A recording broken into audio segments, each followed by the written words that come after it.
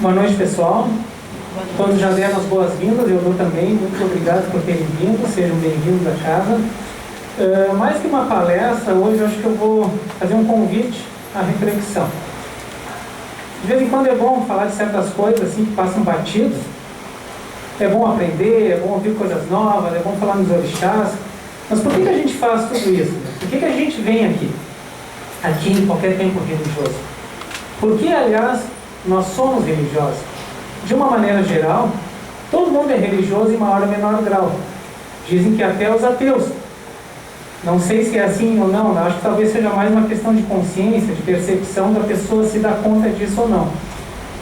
Mas o que é a religião? Por que nós temos, então, todos, de um maior ou menor grau, seja com essa, com aquela religião, mais misticismo, menos misticismo, mais esotérica, menos esotérica? Na verdade, religião é religar. O nome já diz, religar. Ligar novamente com quem? Com Deus, o Deus da criação, o Deus do qual cada um de nós saiu. Cada um de nós como uma fagulha divina. Se nós acreditamos nisso, e acreditamos que realmente exista um Deus e nós somos criados por Ele, então religião tem que ser uma coisa palpável, tem que ser uma coisa prática. Não pode ser uma coisa assim de a gente estuda nas horas vagas, dá aquele devaneio, eventualmente quando estamos precisando de alguma coisa, nos ajoelhamos, rezamos por alguém, por santo, por orixá, viemos consultar aí, no caso da Umbanda, no caso do Espiritismo, vamos falar com o padre no caso da igreja. Se a religião é verdadeira porque Deus existe e nós fomos criados sem imagem e semelhança, então nós temos que comprar essa ideia. E temos que fazer com que isso se incorpore na nossa vida diária. Se nós pensarmos bem, a gente está acostumado muito a fazer uma divisão entre ciência e religião, entre a vida física, a vida prática e a vida que seria espiritual. Mas será que não é tudo a mesma coisa? A gente às vezes não se dá conta. Mas todos nós que estamos aqui, que buscamos, e vários aqui são trabalhadores de outras casas, pertencem a outros credos, ou mesmo que não seja, tem algum tipo de convicção religiosa pessoal. Nós somos espíritos andando na matéria. Nós temos corpos que nos permitem atuar em cada plano da existência. Nós estamos no meio físico, nós precisamos de um corpo físico. Se nós formos lá embaixo, no meio da água, a gente precisa de um escafandro, uma roupa de mergulho. E assim vai. Se nós formos atuar no plano astral, que é de onde nós viemos antes de encarnar e para onde iremos quando desencarnarmos, nós precisamos de um corpo com o mesmo tipo de matéria, de vibração, para poder atuar naquele plano específico. E assim também no plano mental, que já é um pouco mais rarefeito para nós, nós não temos a mesma intimidade. Porque o plano astral, na verdade, a gente visita todos os dias quando nós vamos dormir. No momento em que a nossa consciência se desliga do corpo físico, ela automaticamente acorda no outro lado. O corpo dorme e nós passamos a ver, enxergar e ver e enxergar mesmo no plano astral. A gente não lembra direito quando volta, quando acorda, mas isso porque essa conexão que tem entre o corpo astral e o corpo físico, ela ainda é muito imperfeita. Então, geralmente, a gente só se lembra de fragmentos e fragmentos desencontrados, e por isso que muitas vezes o que a gente lembra vem na forma de sonhos meio doidos, meio malucos, meio sem sentidos, outras vezes nem tanto, outras vezes com bastante sentido. Muitas vezes pode ser só sonho mesmo, porque às vezes a gente sonha, né? Mas muitas e muitas vezes nós saímos e realmente vamos dar uma volta lá do outro lado. E aí, onde é que nós vamos? Aí manda a lei da sintonia vibratória. Se nós estamos vibrando de uma forma mais baixa, nós estamos preocupados, nós estamos cheios de desejos nem tão elevados, vamos dizer assim, né? Quando vai para o outro lado, a tendência é procurar os locais onde essas coisas a gente poderá satisfazer, ou pelo menos ter uma sintonia, vamos dizer assim, quando nós formos visitar. Mas também é o caso, nós estamos vivendo uma fase da nossa vida de muito estudo, de espiritualidade, viemos aqui, viemos na igreja, saímos daqui elevados. Quando vamos dormir, nós podemos ser levados, inclusive para lugares de estudo, nós podemos até trabalhar, ser levados para utilizarem a nossa energia animal, que é muito necessária do lado de lá, para atuar nos locais mais baixos, onde espíritos que estão sofrendo, estão com frio, estão com fome, estão cheios de necessidades, podem ser então socorridos e as suas mazelas aliviadas, muitas vezes com essa energia, com o apoio dessa energia que te dá, mas claro que quem faz tudo é a espiritualidade. Mas enfim, qual é a intenção de falar tudo isso? Nós acreditamos que existe uma outra vida, nós acreditamos que tem um outro lado, então nós temos que fazer isso ser assim 24 horas por dia. E se nós pensarmos bem, cadê a diferença entre religião e ciência, entre vida prática e vida espiritual? Quando a gente passa ali para dentro e consulta com uma entidade, através do seu médium, a gente conta os nossos problemas. Ele diz alguma coisa, ele desconselha, nos dá um passe. Isso não é a vida prática? Quantas vezes a gente sai dali com alguma dica, ele nos abre a percepção, assim, a gente começa a enxergar, puxa, eu não tinha visto por esse lado, ou eu tenho que fazer mais a minha parte, e ele, tanto velho, me ajudou a abrir os meus olhos nesse sentido. Isso vai ter um reflexo direto na nossa vida diária. E o que ele teve com a gente? Foi uma conversa. Assim como nós estamos conversando aqui, como a gente conversa com os nossos amigos, como às vezes a gente conversa com alguém mais velho e pede conselho, ou recebe um conselho. Foi uma conversa. Qual é a diferença? Ele está do lado de lá e nós estamos do lado de cá. E precisa de um aparelho, como se fosse um rádio, para fazer esse meio de campo, essa comunicação. Por isso é que é um médium, um medianeiro entre um espírito e um outro espírito que está encarnado aqui nesse momento.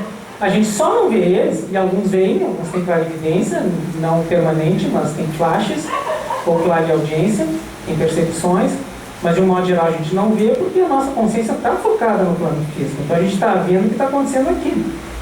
Na verdade, se nós treinarmos essa percepção, a gente pode sim, que é o caso do trabalho mediúnico, por exemplo, essa sintonia que é feita com o espírito para depois trabalhar, e que é feita de várias formas, de médium para médium, nada mais é do que esse aperfeiçoamento e fazer essa sintonia de forma consciente, ou seja, não apenas quando vai dormir e aí a gente não lembra depois, mas conscientemente na hora que está trabalhando. Então a religião, para ser religião e para perder um pouco essa coisa assim meio para me fugir o termo assim, mas que alguns dizem assim meio piegas, vamos dizer assim, né? Ela tem que ser parte da nossa vida 24 horas por dia. Se vocês olharem bem, todas as grandes religiões, a Umbanda, o cristianismo, que na verdade a Umbanda é cristã, né, mas enfim, o hinduísmo, o budismo, todos têm um corpo doutrinário onde princípios éticos universais estão presentes. E eles são os mesmos para todas as religiões.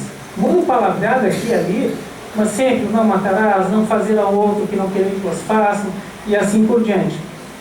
E se vocês olharem bem, a vida terrena, a parte, vamos dizer assim, a administração da vida aqui, através de governos, de judiciário, de leis, elas sempre tentam reproduzir, ainda que de uma forma ainda imperfeita, esses princípios éticos universais. Não fazer o mal ao outro, não matar o outro, senão poderá ser punido, vai ter que ficar na prisão um tempo para pensar, regenerar-se, e em tese, pelo menos, sair dali um novo homem, reformado, regenerado. Então, a vida material copia a vida espiritual, a vida que está do lado de lá. Então, tudo que nós fazemos do lado de lá e fazemos do lado de cá, reflete num e no outro plano. E se nós viemos de lá e vamos para lá, essa vida assume contornos de continuidade. Quer dizer, não existe solução de continuidade, não existe quebra nisso aí. A gente não pode se iludir achando que eu vou mais ter uma vida mais ou menos, e no futuro eu vejo. No futuro, quando eu for para o lado de lá, então eu vou estudar, eu vou trabalhar no nosso lar, eu vou para a Ruanda. Mas não, na verdade, quando passa para o lado de lá, passa exatamente do jeito que saiu do lado de cá. Ou seja, tudo que tu conquistar aqui, tu vai levar para lá. E tudo que perder ou regredir aqui, vai levar para lá também, com as devidas consequências. Então, se a gente começa, não é nem se conscientizar, mas é incorporar essa ideia e realmente sentir que é assim na nossa vida diária, a gente começa a se cuidar mais. E as coisas começam mais facilmente a serem feitas da maneira mais correta, mais adequada, mais ética. E aí, cada momento da nossa vida em que a gente fala com alguém, que a gente trabalha, que a gente dirige, a gente tem condições de aplicar esses princípios éticos e espirituais que são a base de tudo. Bom, eu disse a base de tudo. Quem já estudou alguma coisa de yoga, das doutrinas orientais, sabe que eles dão muito valor, prevalência, vamos dizer assim, estimulam ao máximo a meditação. E dizem que se Deus existe, ele deve ser encontrado, pode ser encontrado. E que a gente encontra ele dentro de nós. E para isso, então, existem essas técnicas, que são as mais variadas. Vários vocês devem conhecer, o primeiro que eu ouvi falar não vem ao caso. Mas o que interessa é o princípio da coisa. Procurar a Deus aonde? Porque essa é outra pergunta. A base ética, ela é fundamental. E os yogis dizem isso. E a maioria das pessoas se esquecem. Elas querem aquela parte em que elas sentam ali, começam a meditar, e se esquecem que para isso antes tem uma base ética. Tem que se alimentar de forma saudável, dormir bem, não desejar o mal ao outro. Todos aqueles princípios cristãos estão lá também. Sem isso, ele não consegue paz de espírito, tranquilidade para conseguir meditar, concentrar-se e meditar. Agora, será que meditação é só isso? Por que eu estou dizendo isso? Porque tem formas, se a gente pode procurar a Deus dentro de nós, e imagino eu que somente dentro de nós a gente vai encontrá-lo mais efetivamente. E por que vamos encontrar dentro de nós? Porque se nós somos uma fagulha divina, então na verdade nós estamos assim, distraídos, vamos dizer assim, com as coisas que estão aí fora e esquecidos da nossa natureza divina. Está lá dentro, no fundo da cabeça, no fundo do coração. Onde é que ela está? Esse é o que tem a ser descoberto. Só que daí, muitas vezes, a gente não tem aquela coisa do oriental, vou sentar, vou meditar, vou fazer isso, né? Mas a gente tem a necessidade de buscar esse Deus interno, até para experimentar aquilo que todos os que chegaram lá já disseram. Se Deus existe, ele pode ser perseguido. E como é que ele é perseguido e como é que a gente nota quando está chegando na Terra? Pela alegria que vem dali, pela serenidade, pela facilidade depois de atuar no mundo de uma maneira mais digna, mais serena, mais correta, sem fazer o mal para os outros, e à medida que vai vivendo assim, sem perceber o mal dos outros. A Umbanda, ela também tem a sua forma de meditação. Na verdade, o medianeiro, quando ele recebe o seu falangeiro, nos rituais que nós temos na casa, que todas as casas têm, o falangeiro representa uma energia, uma vibração divina, que são os orixás. Eles trabalham em linhas, trabalham nessas vibrações. Tem o falangeiro de Ogum, tem o falangeiro de Porto Velho, tem o falangeiro de Oxóssi. Os orixás são atributos divinos. Eles não são essas estátuas, não são nem pessoas. Não adianta a gente sentar ali na frente de uma estátua e rezar para o Ogum como se tivesse uma pessoa ali. Existe, pode existir, existem mesmo os falangeiros, os guias, muitos deles que trabalham diretamente conosco, que são da vibração de Ogum, são da vibração de Oxóssi, e que podem ouvir o que tu tem a dizer, e que pode te ajudar se tu tiver merecimento, né? Não vamos te dar as coisas de graça, nada de graça no mundo, nem mesmo as conquistas espirituais, elas devem ser alcançadas. Mas voltando então, o que acontece com o médium?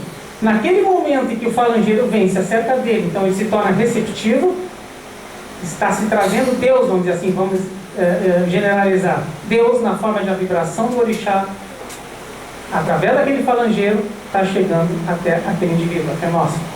E isso já é trabalhado. E chega até o núcleo espiritual, vamos dizer assim, o núcleo intrínseco, né, do nosso ser, que é o espírito. Mas existe uma outra forma da Umbanda que trabalha isso, que essa sim poderia se chamar uma verdadeira, eu estou dizendo isso, uma meditação umbandista. Porque nos rituais internos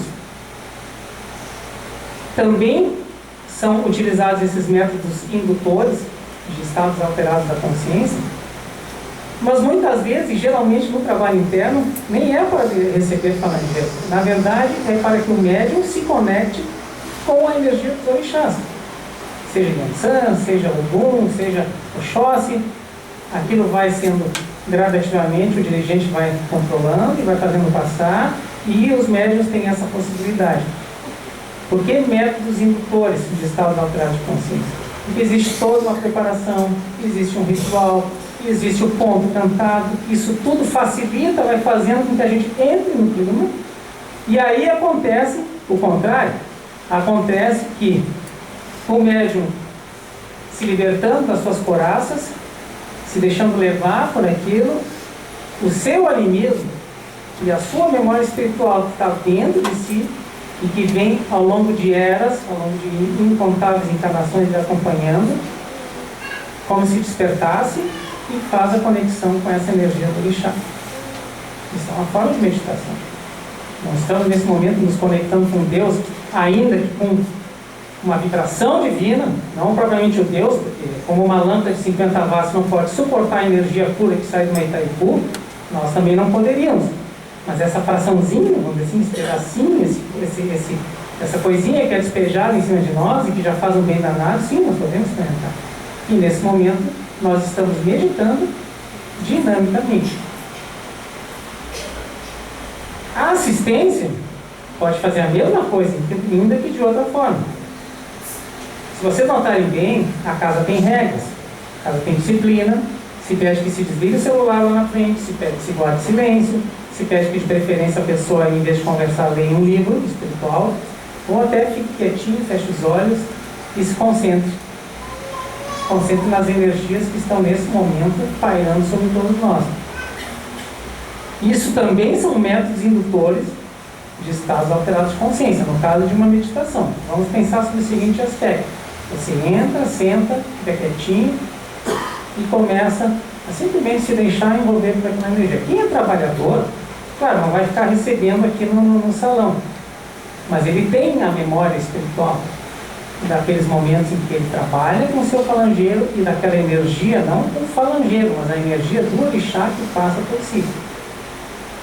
Ele pode perfeitamente, sentado aqui, ficar atento e começar a captar a energia que está naquele momento. Tem dias que nós temos sessão do Oriente, que é uma energia calma, que vem dos mestres curadores lá do Oriente, que vem lentamente trabalhar em nós. Isso é percebido. Outra vez temos caboclos mais ativos.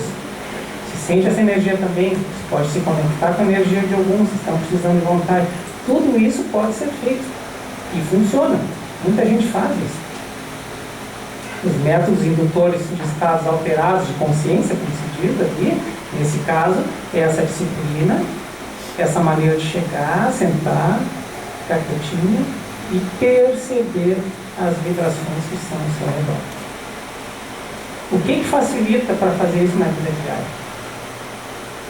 Se a gente dispersa muita energia para fora, a gente tem mais dificuldade de se concentrar no que está dentro. O que é, por exemplo, dispersar? Nós não podemos parar de trabalhar, ganhar o nosso pão, fazer as coisas da vida diária, ok? Mas como é que a gente desperdiça, por exemplo? Uma das coisas mais comuns. A gente fala dos outros, a gente fala mal dos outros, a gente comenta o que os outros estão fazendo, a gente julga os outros e muitas vezes, geralmente, tendo só um ângulozinho de visão, não sabe nem exatamente o que está acontecendo, mas se sente autorizado a dar uma opinião definitiva, comenta com as outras pessoas. Não estou dizendo que a gente tem que ser santinhos, não é isso. Mas se vocês notarem bem, sempre que a gente participa de uma conversa, onde a gente fala muito dos outros, é aquela conversa, assim, jogar a conversa fora mesmo, isso cansa a nossa cabeça.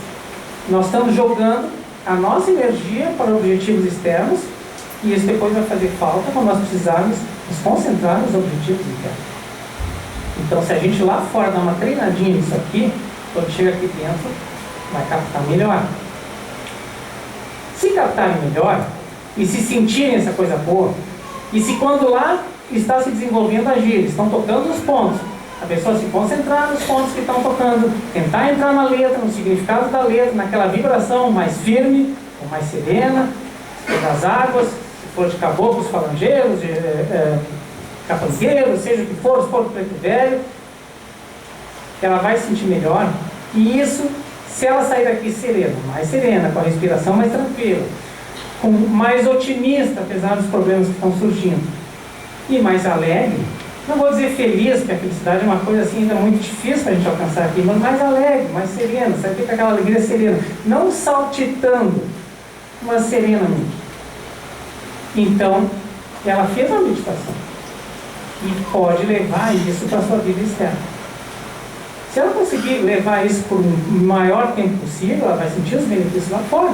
Se ela sai serena daqui, vamos supor que tivesse tomado uma decisão, falado com alguém, assim, uma decisão difícil, com o seu chefe, por exemplo, e fosse possível que ele estivesse esperando lá na esquina, lá no lugar, depois da gira aqui, você não acha que você estaria falando muito melhor, com muito mais condições, com mais serenidade, e provavelmente conseguiria com mais facilidade o que for melhor para você, depois de sair daqui bem? Eu não digo daqui, eu digo daqui, da igreja, do Templo Espírita. Só que a gente não vai conseguir segurar isso por muito tempo. Mas antes eu falava dessa memória espiritual que eu falei. Então é possível em casa reproduzir isso. Tá certo que a gente não vai conseguir enfrentar todos os problemas com um sorriso nos lábios e com aquele estado de felicidade serena de quando sai, por exemplo, daqui num dia que consegue captar bem isso. Mas você pode em determinados momentos fazer reviver isso.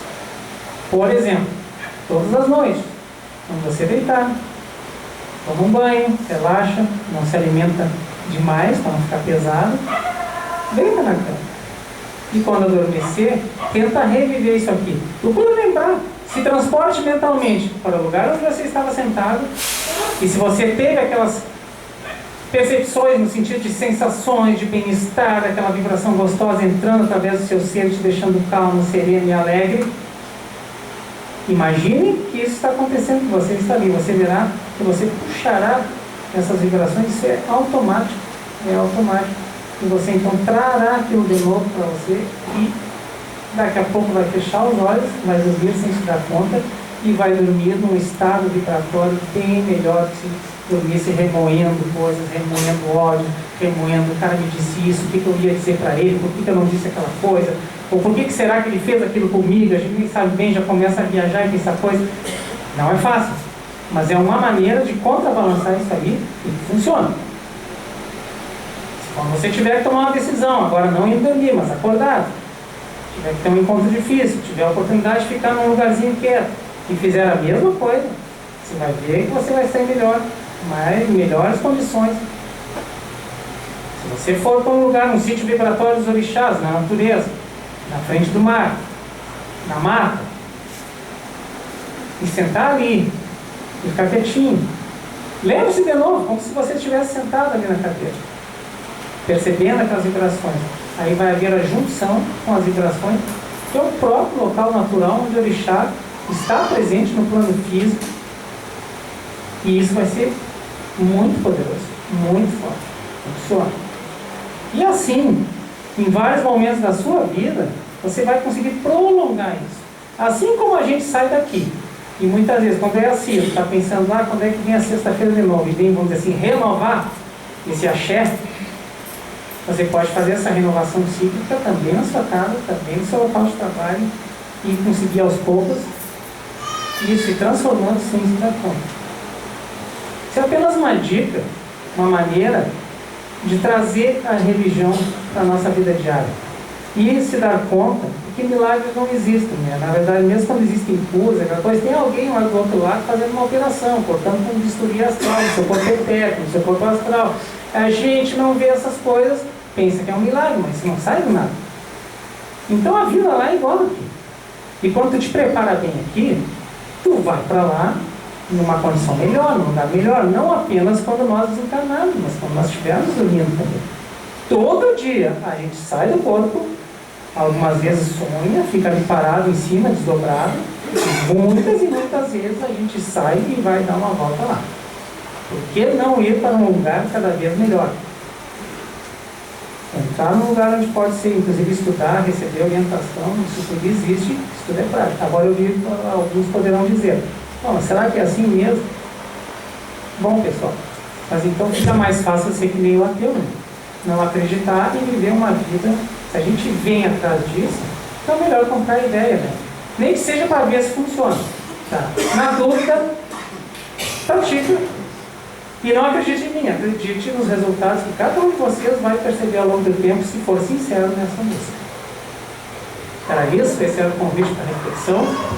Vamos passar agora para o nosso ritual do fogo, que aliás é um momento onde essas energias estão com mais força, é o momento de a gente se concentrar, não apenas nos nossos problemas, mas concentrar no seu eu interior, pedir, né, com sinceridade, para que seus guias espirituais, seus amigos, os orixás, que as forças divinas lhe ajudem a se perceber mais internamente, a perceber o Deus interno que existe em cada um de vocês e que lhe dá o direito de ser feliz.